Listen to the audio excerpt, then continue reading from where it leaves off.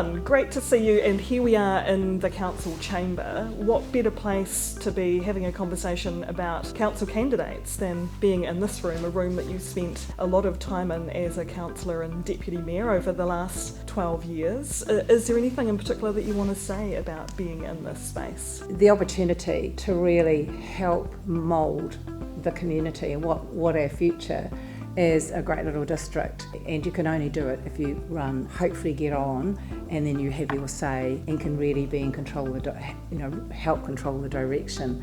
What advice would you offer to someone that's potentially considering that? I would definitely say contact some of the councillors, ask them what is it like, give them a cup of coffee and a cake, and have a chat about, well, what is it like, how hard is it, what are the good points, but what do you do to make it successful? You've touched on time, thinking about perhaps in the hours per week, what would you suggest as being the likely time commitment that someone would need to make? Look, I think you're looking at least 20 hours a week if you want to do the job reasonably well. The more time you put in, the better decision making I think that you can make, the more comfortable you'll be at decision making. And the first 3 years you're very much in learning mode and you have to put in extra time, I would suggest. Meetings are generally, we try to sandwich them between Tuesday and Thursday. Sometimes you have to do a bit on Monday, a bit on Friday, but hopefully not. With all the other reading and the often timetables can change quite a lot if something's important's happening. It's not a lot of time. It's very hard to actually, in reality, have a job outside of your council commitment. What are some of the sort of skills and personality traits that you see would be advantageous for someone who was thinking about running for council? Look, I think that the beauty of 12 councillors and a mayor is everybody thinks differently. And you do want to have that. If we all are thinking the same, we've got a bit of a problem. It is quite a high profile public role at times, and people may be required to attend public forum and public meetings and have their own interests with community groups that they may be involved with.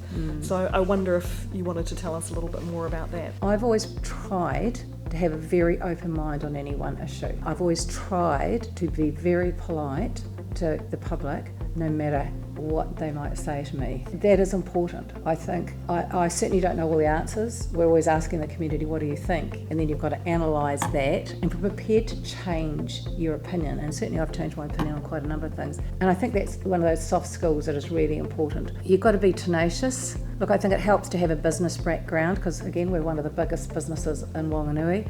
But that can come in a whole range of things. But also we want people with, good social conscience. I came on council mainly with my arts background. I'd also previously had a business background and then arts, and then learned a lot more about heritage. So I've sort of had those three tranches of intense expertise and understanding. And then you just learn so much on council.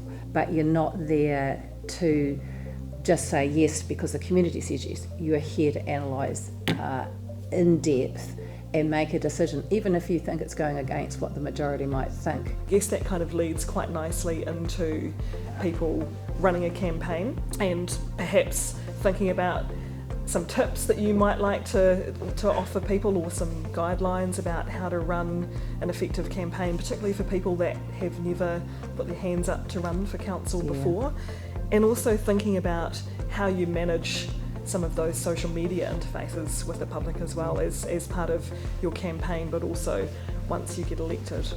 Keep it simple. Just spending lots and lots of money is not going to get you elected. You've got to make it very obvious for people what your strengths are, and if you've got a particular strength, make sure that is very loud, and then your business background if you've got it, so that people can hear your message. And again, in your adverts, if you can afford to do some adverts in the local paper leading into the voting period, just hit those key points. Facebook's fantastic. I mean, it's practically free, but you can boost it. I'd suggest set up your own Facebook, a business Facebook page, for council, so that you can keep that separate for your private, and you just use that and get your message out as much as possible. And you go to every public event you can go to. Just look at what AGMs are out there and, just get your face out there. Thinking about where you're at now, having started out 12 years ago as a a new fresh-faced councillor and you're finishing your political career as the Deputy Mayor, is there anything that you can think of that you wish you knew before you were elected to council that would have been really helpful for you and that you might want to pass on to other people who might be thinking about putting their name forward? Good advice on how to deal with Facebook and stuff like that. It can get so toxic. You've got to preserve who you are, and at the end of the day it's about you making a really good decision, not you getting embroiled in all this stuff that gets said. Be true to yourself. Don't try and be popular. This is not a job to come into to be popular. Try to make the best decision you can. And if you feel like you can't make the right decision, it's because you don't have enough information. That's probably the big thing. When I thought, what am I going to decide? I say, hold it. I know I don't have enough information. So then you've got to really make yourself heard to the Mayor and the CEO, the other councillors, saying, I do not have enough information here to make a decision. Can we stop the whole process, let this item lie on the table and come back to it when we feel we've got enough? And it's surprising the number of other people say, yeah, I'm in the same boat.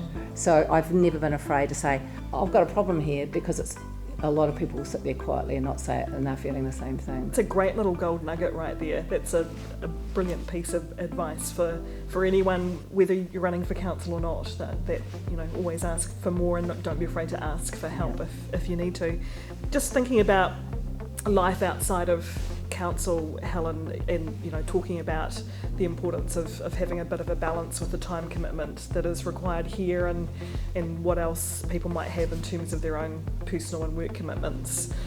Any tips that you can offer people around having a good kind of work-life balance? I think your mental health is the big part, and that's where that social media thing comes in play. You don't get fed into that and become a keyboard warrior, and at the end of the day, it's the decision you make, how you progress that's important, not what the public, throwing at you all the time. As always, insightful, salient, wise and practical, and I can imagine that you may well get inundated now with offers of cups of tea and cake from people that may be interested in coming and having a chat with you.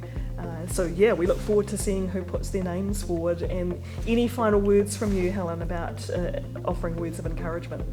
No, look, you create your own city, your own district, right? So if you're complaining a lot, consider running for council. That's the answer. Or if you can't do that, make lots of submissions, because it does all, at the end of the day, make a difference.